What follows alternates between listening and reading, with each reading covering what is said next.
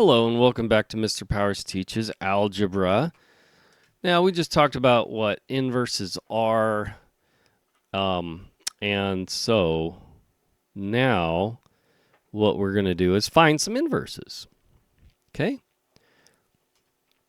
And so there's a couple ways you can think about it. So here again, here's our definition of what an inverse is.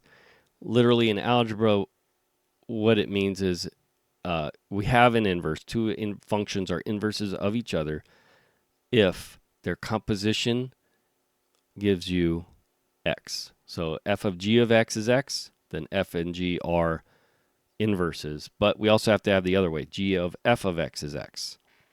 Okay? So here we're starting with h of x is 5 minus 9x. Find the inverse. Let's find the inverse and see if we can do that. So before I showed you, really what happens is x and y get switched. Also, what is an inverse? It's something that undoes something else. So what we can say is with here, h of x equals 5 minus 9x. You know, a way we can think about that is y equals 5 minus 9x. And then we want to undo what is happening to x to get y. How do we undo that? Well, that's really easy. We've done that before, right? You would subtract 5 and then divide by 9 to get x by itself. That undoes everything happening over here. Nothing new. So the procedure is actually go ahead and write our function name, replace that with y. So h of x or g of x, f of x, replace it with y. Then switch x and y. So now we're going to write x equals 5 minus 9y. And you saw that also in my little demonstration if you watched my last video, that essentially every x and y value are getting switched.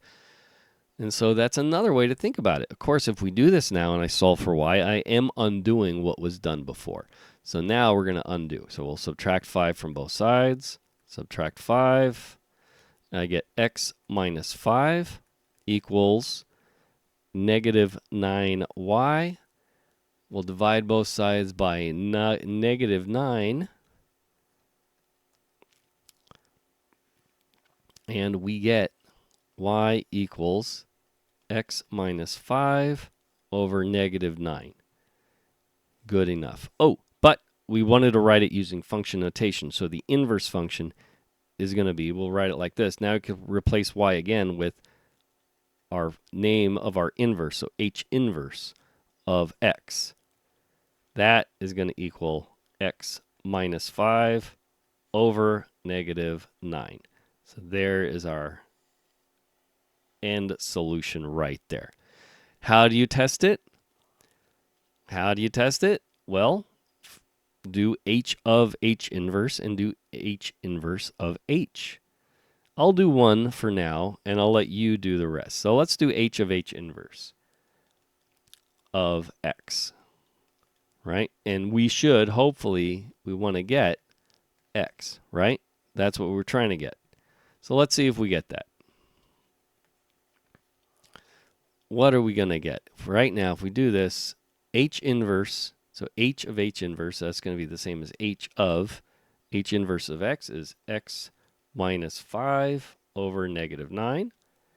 Okay, so now I'm doing h of this expression.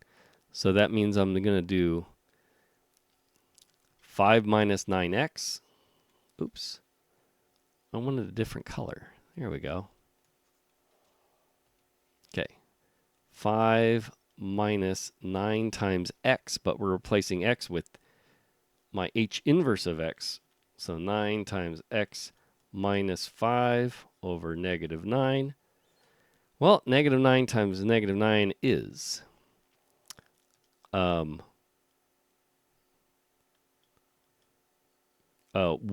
So those are going to cancel. So what I really have is 5 plus x minus 5.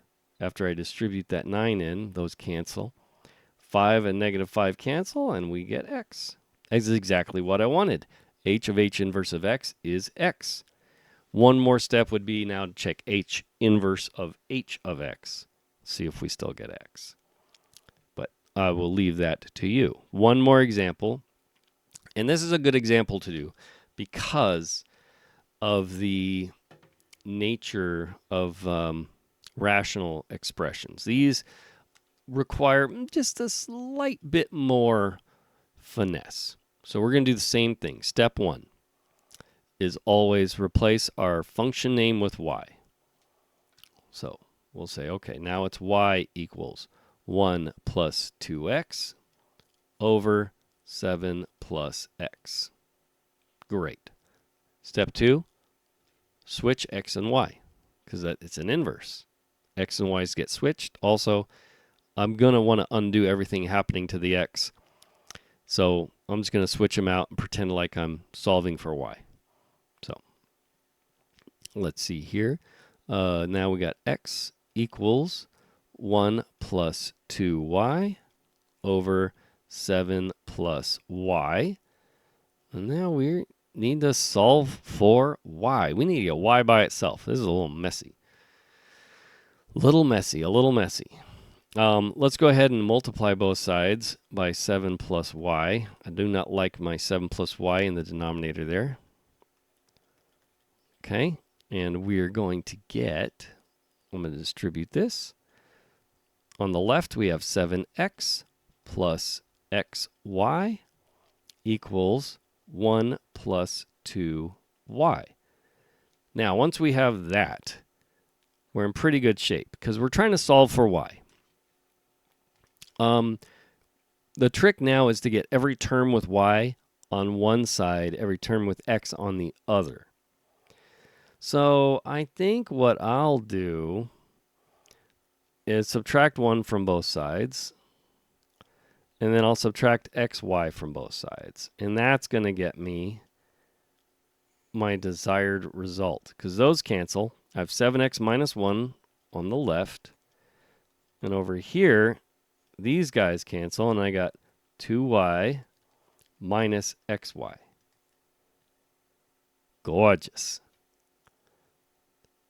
Now, what we can do is factor the y out of both of these terms. And that's the whole reason to get every term with the y over here. It's because I know I can factor that out. So now I got y times 2 minus x over here. And over here I have 7x minus 1. Divide both sides by 2 minus x, and I'm done. Divide by 2 minus x. Divide by 2 minus x. And those cancel, so now I got y equals this. 7x minus 1 over 2 minus x. You could factor out the negative from the bottom if you wanted to. And we could write this as x minus 2, put the negative out front. You could switch it back to the numerator. We can do all sorts of fun things. But the point of that is there's more than one way to represent this. But we're going to say that's pretty good. And we can't forget, last step. Once we've solved for y, replace that with our inverse, h inverse of x. 7x minus 1 over 2 minus x. And now I'm done. There we go.